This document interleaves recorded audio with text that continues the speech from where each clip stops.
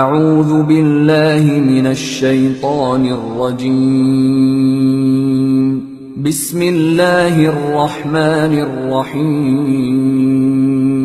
ওয়ালাইকুম আসসালাম রহমতুল্লাহ বরকাত।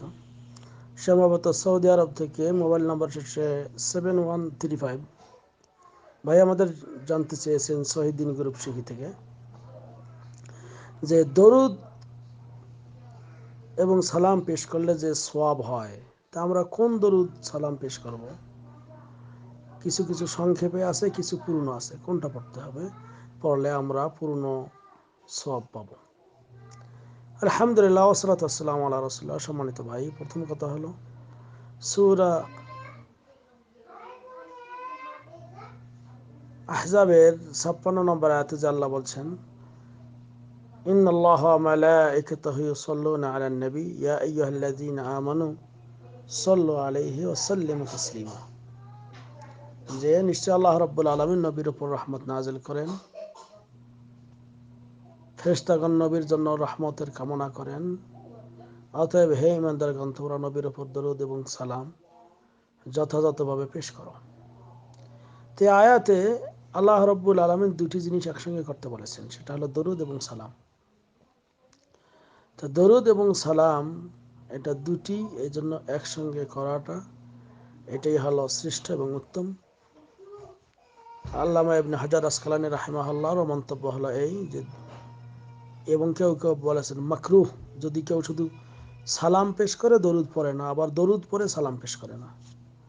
সাহাবায়ে কেরাম আল্লাহ নবীকে বললেন, ইয়া রাসূলুল্লাহ আলাইকুম আসসালাম আলাইক, আমরা আপনাকে সালাম দেওয়ার নিয়ম শিখেছি, কাইফা নুসাল্লি আলাইক, কিভাবে দরুদ পড়ব? তাই দরুদ পড়ার পদ্ধতি স্বয়ং রাসূলুল্লাহ সাল্লাল্লাহু আলাইহি ওয়াসাল্লাম শিক্ষা দিয়েছেন সাহাবায়ে কেরামকে, যেটা সহিহ বুখারীতে, সহিহ মুসলিমে বর্ণিত রয়েছে। কাব বিন উজরা রাদিয়াল্লাহু তাআলা আনহু থেকে বর্ণিত সহিহ বুখারীতে যে হাদিস, যে আল্লাহ নবীকে প্রশ্ন করা হলো, কাইফা নুসাল্লি আলাইকা ইয়া রাসূলুল্লাহ, আল্লাহ নবী কিভাবে আপনার উপর সালাত পেশ করব, আমরা দরুদ পড়ব কিভাবে? তখন আল্লাহ নবী সাল্লাল্লাহু আলাইহি ওয়াসাল্লাম এই পূর্ণ দরুদটা শিক্ষা দিলেন। সেটা কি? আল্লাহুম্মা সাল্লি আলা মুহাম্মদ ওয়া আলা আলি মুহাম্মদ কামা সাল্লাইতা আলা ইব্রাহিম ওয়া আলা আলি ইব্রাহিম ইন্নাকা হামিদুম মাজিদ। আল্লাহুম্মা বারিক আলা মুহাম্মদ ওয়া আলা আলি মুহাম্মদ কামা বারাকতা আলা ইব্রাহিম ওয়া আলা আলি ইব্রাহিম ইন্নাকা হামিদুম মাজিদ। তো এজন্য এটা হলো সর্বশ্রেষ্ঠ দরুদ।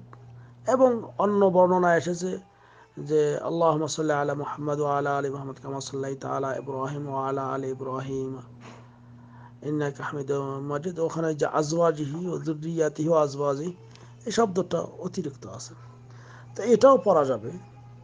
এগুলো শ্রেষ্ঠ দরুদ। তা নবী করিম সাল্লাল্লাহু আলাইহি ওয়াসাল্লাম যে শিক্ষা দিয়েছেন তার উপরে আর কোনো শিক্ষা হয় না। কাজেই অতি উত্তম এবং শ্রেষ্ঠ সেটা হলো এই দরুদগুলি পড়া।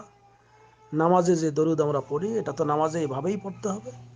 এবং নামাজের বাইরে যদি কেউ পড়ে, তাতে যদি কেউ সংক্ষেপ করে, যেটা হিসনুল মুসলিমে আরও বিভিন্ন হাদিসের কিতাবগুলিতে যেটা সংক্ষেপ দরুদ এবং সালাম আছে, যে কালা কালা রাসূলুল্লাহ সাল্লাল্লাহু আলাইহি ওয়াসাল্লাম, এই যে আর এক হাদিসে এসেছে যে ওই ব্যক্তি কৃপণ যে ব্যক্তির কাছে আমার নামের উচ্চারণ হলো, এরপর আমার উপর দরুদ ও সালাম পেশ করলো না।